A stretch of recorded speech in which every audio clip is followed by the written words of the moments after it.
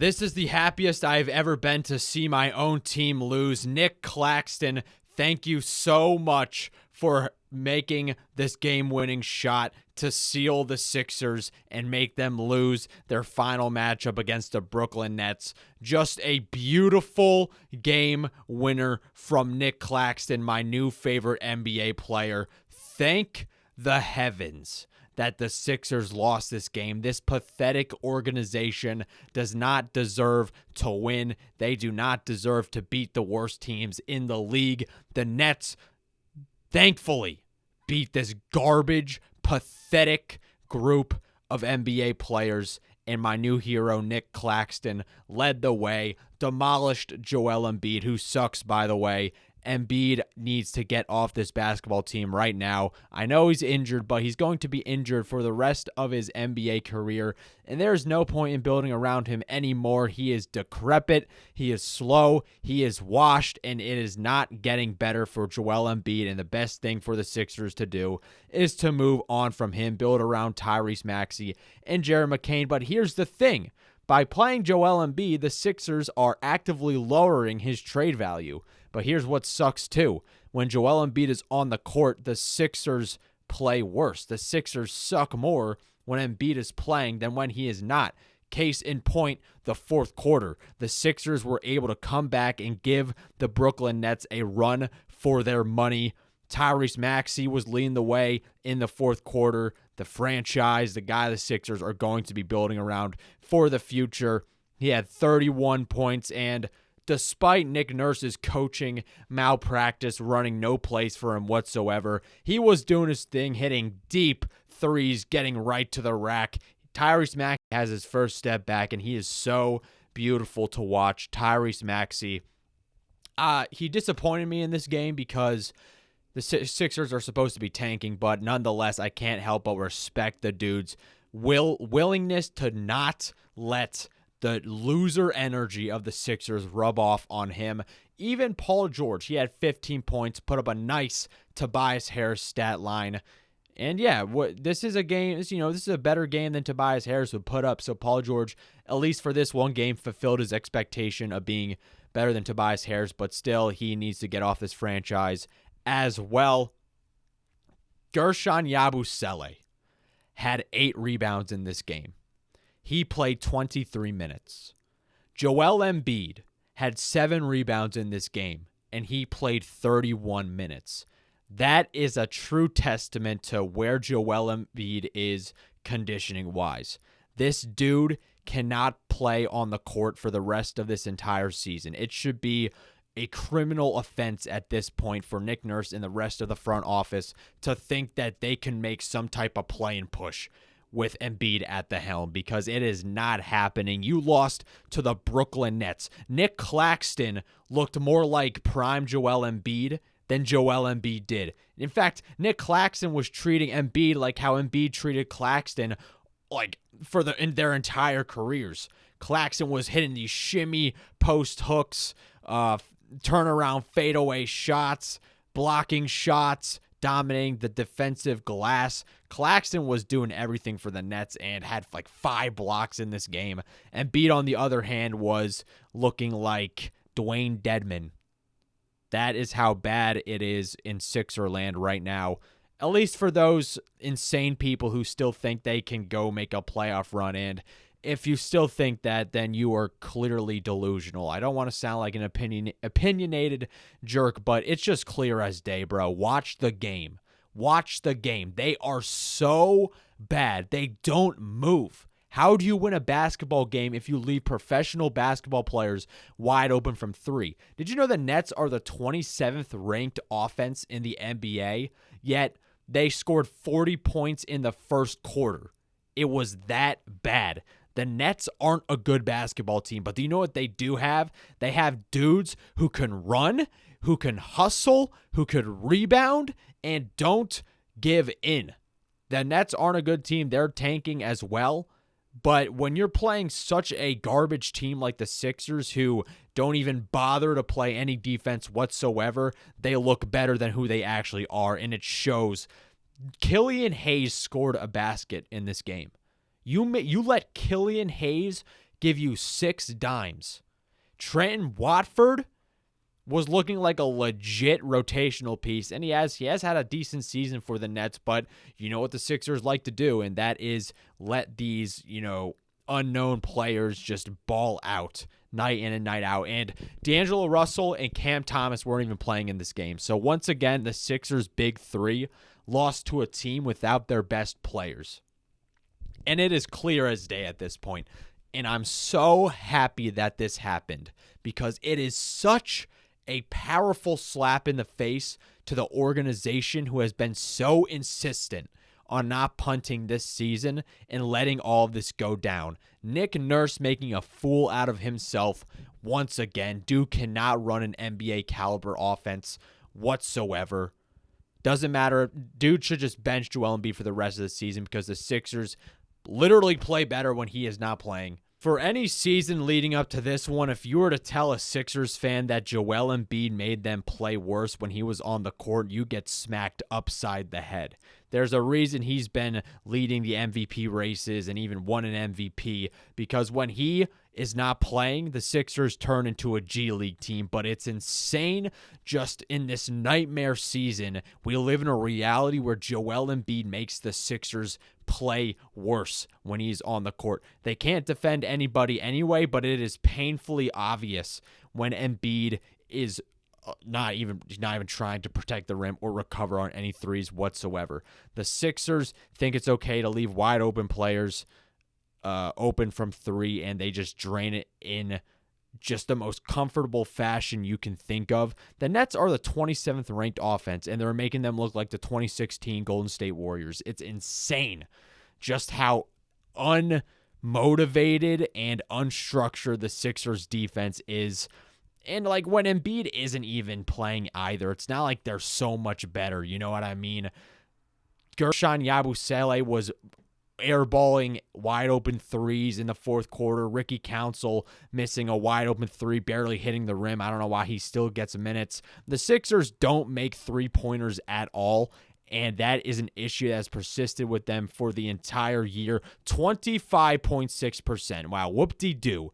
Good job, Sixers. Excellent floor spacing in the year 2025 where shooting is everything. You saw that against the Boston Celtics when they flamed you. When they went 5 out, made Joel Embiid look like a traffic cone. And so did the Nets, to be honest. And Embiid, it sucks because we all know he is hurt, but the Sixers are still so insistent on playing him, it makes no sense. But if the Sixers want to continue to tank, which, by the way, Nick Nurse is trying to tank. You can't convince me otherwise. Why would he play David Roddy, who literally does nothing for you on a basketball level, who is not an NBA caliber player, is literally Georges Niang, but without the shooting? Why was he playing over Gershon Yabusele in the first quarter? Why did it take so long for Nurse to sub Yabu in? It makes no sense. Why was Andre Drummond playing instead of a Dembona? Where was Jared Butler in this game? Andre Drummond just is so laughably horrible at this stage in his career. It makes me just not want to take the Sixers seriously. He's just the epitome of the incompetence of the Sixers. This dude got rejected at the rim by Watford and stared him down like a bozo and got a technical foul right after he bricked 3 free throws. Drummond is one of the worst backup centers Embiid has ever had, and I sound so delusional for thinking that he would be good with the Sixers. And he was, though. Like in the 2022 season, he was great, but what the heck happened to Andre Drummond? Is it just that the rest of the Sixers scheme is rubbing off on him and making him look worse than he actually is? I don't know, but shout out to Kelly Oubre Jr. He continues to hustle every single night. And it sucks, man, because him and Maxey and Quentin Grimes, too. Grimes had an excellent defensive possession. He looks so vicious, just sliding his feet everywhere, hands, spread out or arms spread out, guarding Cameron Johnson. Dude, he was clamping him up. But Nick Nurse doesn't really have any defensive scheme whatsoever. The Sixers have good players, and it is for anybody thinking reasonably, then the Sixers should not be losing these games with the talent that they have. It doesn't matter if Joel Embiid, how hurt Joel Embiid is. You just can't be losing these games, is what I would say if I wanted this team to make a play-in run. But no, I want them to tank, and you should want them to tank too. Nick Nurse, I think he's finally realized that, and I hope he actually continues to play Joel Embiid and Paul George.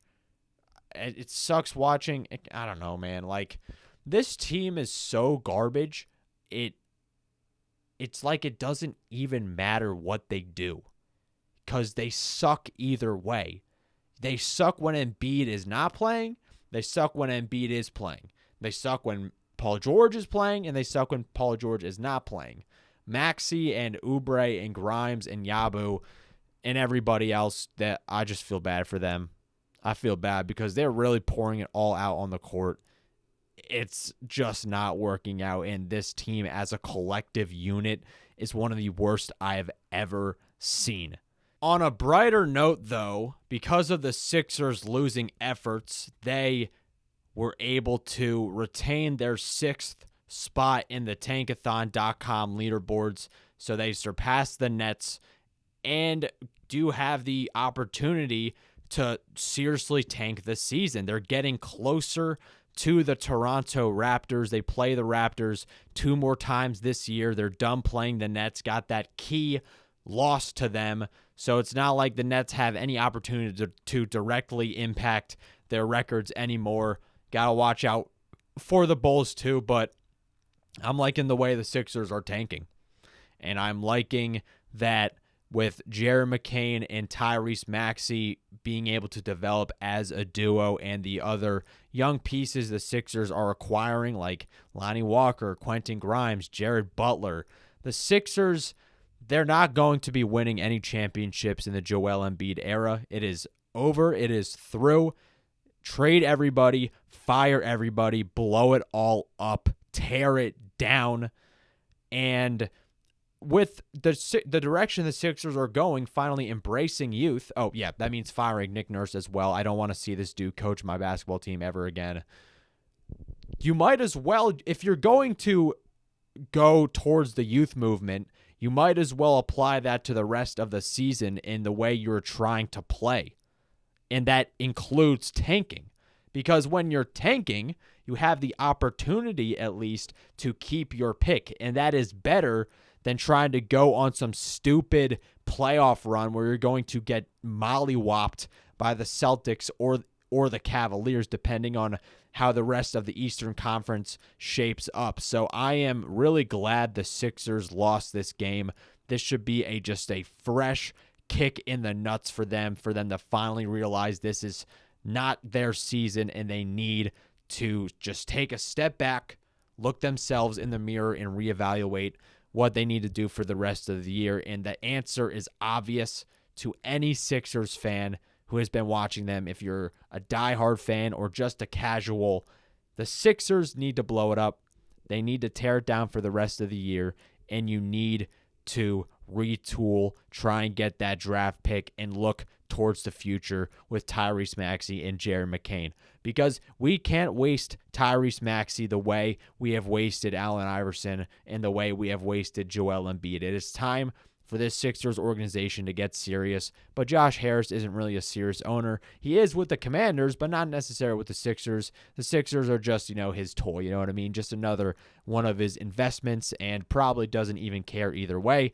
Although he probably will be soon, because the Sixers fans are going to get fed up, and they already are fed up, and will stop buying tickets, and he is going to have to make serious changes. That involves booting Daryl Morey. I know they re-signed him, but I don't really trust him as much as I do a legit executive like Bob Myers, who was able to rebuild the Warriors after the KD era, get some really young guys like Jordan Poole, Kuminga, Gary Payton II, and help Steph Curry, Draymond, and Clay in their later years win an NBA championship. Those young guys, Andrew Wiggins too, he helped the Warriors get another championship. You know what I mean? Like Bob Myers, I don't know why we're talking about him now, but I would rather have Bob Myers than Daryl Morey, because Bob Myers has a proven track record of winning. When Daryl Morey, he has made some conference finals but wasn't able to get over the hump. And in his time in Philly, all he did was sign old guys and trade for guys on the Houston Rockets. It has been too little too late for him to finally start making some decent moves, although he has drafted really well. So the Sixers have some big choices to make for the rest of the season, and I hope that this was the convincing loss that they needed to finally tear it down. Stop torturing this fan base. Just let them tank the rest of the year. Give Joel Embiid and Paul George some tickets to Cancun. Play the rest of the young guys. I want Adem Bona to play 40 minutes a night. Enough is enough already. Let's just tank.